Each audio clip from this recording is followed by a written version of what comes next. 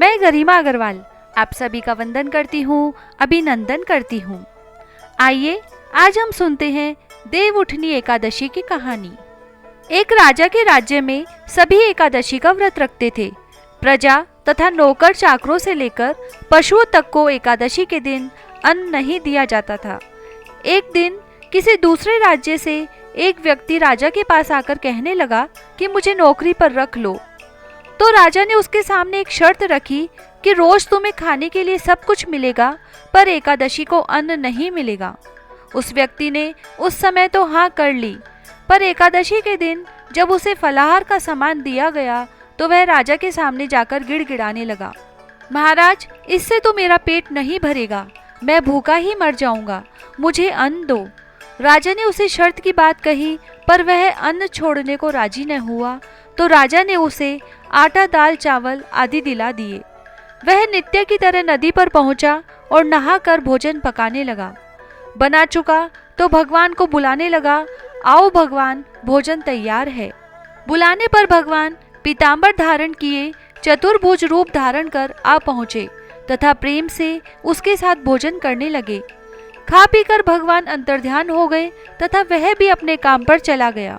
15 दिन बाद अगली एकादशी को वह राजा से कहने लगा कि महाराज, मुझे दुगना सामान दीजिए, उस दिन तो मैं भूखा ही रह गया। राजा ने कारण पूछा तो उसने बताया कि हमारे साथ भगवान भी खाते हैं। राजा ने कारण पूछा तो उसने बताया कि हमारे साथ भगवान भी खाते हैं, इसीलिए तो हम दोनों के लिए यह सामान पूरा नहीं होता।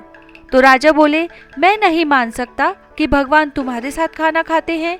मैं तो इतने व्रत रखता हूँ, पूजा करता हूँ, पर भगवान ने मुझे कभी दर्शन नहीं दिए।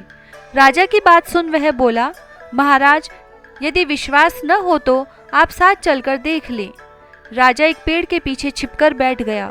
उसने भोजन बनाया तथा भगवान को शाम तक पुकारता रहा। भगवान न आए।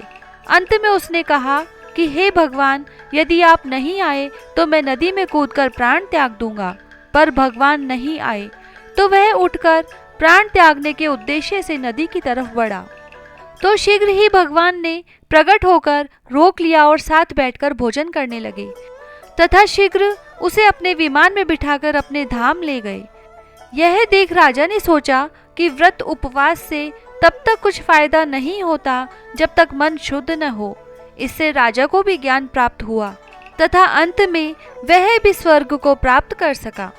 अब हम आपको एकादशी की ऐसी एक और सुंदर कथा बताते हैं।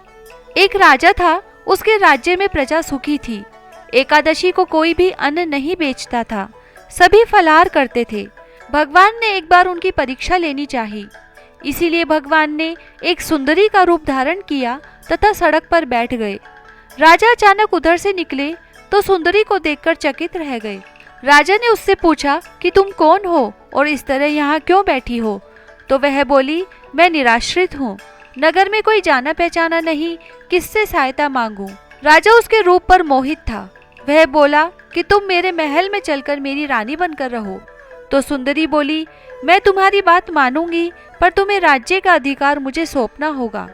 राजा पर मेरा पूर्ण अधिकार होगा, मैं जो भी बनाऊंगी तुम्हें खाना होगा। यदि खाने से इनकार करोगे तो आपके बड़े पुत्र का सिर ले लूंगी। राजा उसके रूप पर मोहित था और भगवान जी की माया थी, अतः उसने सभी शर्तें स्वीकार कर ली। अगले दिन एकादशी थी। नई रानी ने हुक्म दिया कि बाजारों में अन्य दिनों की तरह अन्न बेचा जाए। उसने घर में मांस, मछली आदि पकवाई तथा राजा के सामने परोस कर खाने के लिए कहा। राजा बोले, रानी, आज एकादशी है, मैं तो केवल फलाहार ही करूंगा। तो रानी ने शर्त याद दिलाई और बोली कि या तो खाना खाओ, नहीं तो मैं बड़े लड़के का सिर ले लूंगी।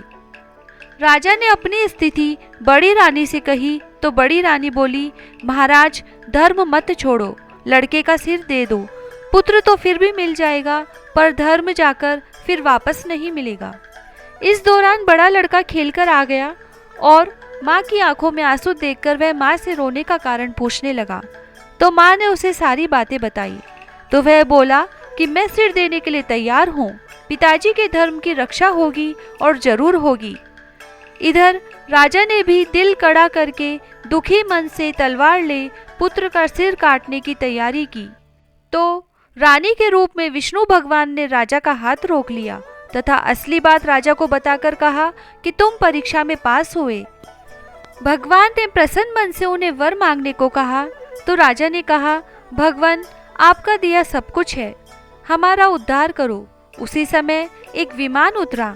राजा अपना राज्य पुत्र को सौंपकर उसमें बैठ परम धाम को चले गए तथा राजकुमार धर्म की रक्षा करते हुए राज्य करने लगा। जय श्री राधे।